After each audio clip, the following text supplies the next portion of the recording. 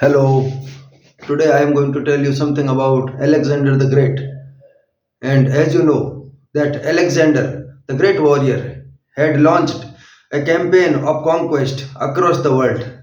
And he wanted to conquer the entire world with his ambition. And he had conquered Greece, Egypt, and northern India also. And he had adopted a policy of imperialism, and as a result of that he had become absolutely invincible.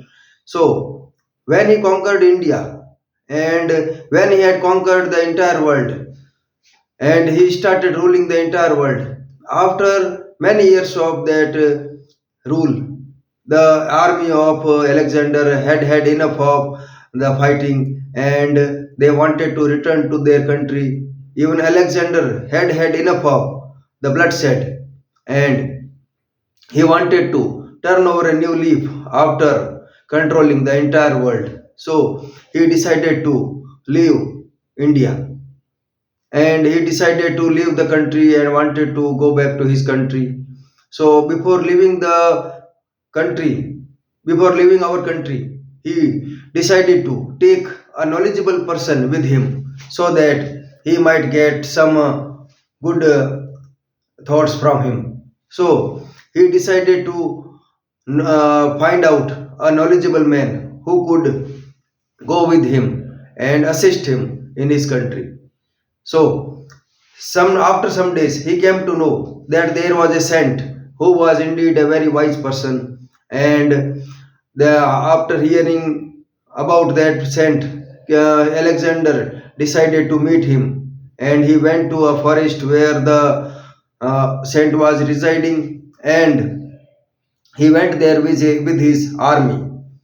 So when he went there, he saw that the saint was immersed in meditation. He was contemplating there, and he was sitting there closing his eyes and meditating. The king Alexander started waiting for that saint to open his eyes. Now, after some time, the saint opened his eyes. King Alexander approached him and told him that he wanted to take him with him so that he might get some wise thought from him, wise opinion from him. Now, hearing these words, the saint replied that he was happy at that place and he did not want to go anywhere, and he did not have any wish to go anywhere. So, he replied to Alexander that he was happy there and there was no need for him to go anywhere. Now, hearing these words, Alexander flew into a rage because he did not he did not hear no from anyone, and he did not want to hear no from anyone because he had become absolutely invincible. So he did not want to go from there empty handed. Now, when he heard that Saint had not accepted his proposal, he told him that, "Don't you know who I am? And I am the Alexander the Great, and I have conquered the entire world. All the kings of this world, all the people in this world are fearing from me. They fear from me. Whereas you are a ordinary saint and you have the guts to say no to me. How dare you tell me that you will not go with me?" And hearing these words, the saint replied that you may have conquered the entire world and you have become the undisputed king of this world, but you are indeed the slave of my slave. Now, hearing these words, Alexander was indeed cut to the quick because he could not understand what was the meaning of that saint. He asked the saint, "What do you mean to say that I am the slave of your slave?"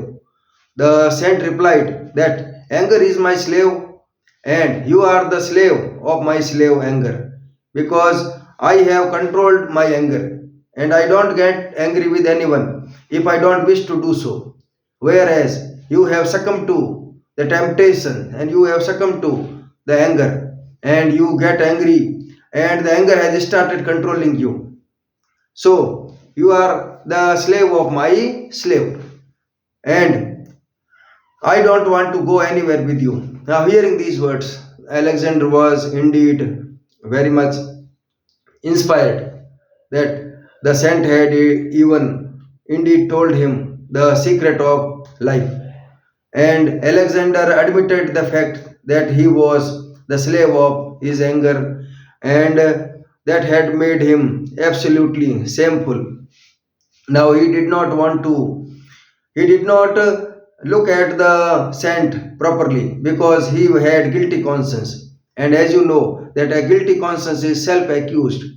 Now Alexander decided to leave that place because the saint had indeed hit the nail on the head, and the Alexander the Great did not want to stay there anymore, and he returned from there empty handed. So this story tells us that how however maybe we may be the omnipotent or invincible, we may be absolutely invincible or omnipotent, but if we haven't controlled our anger, then all our achievements will not be regarded as good because we haven't conquered the anger, which is the main cause of concern for all of us. So let's control the anger first of all. Thereafter, we must think of controlling other things. Thank you.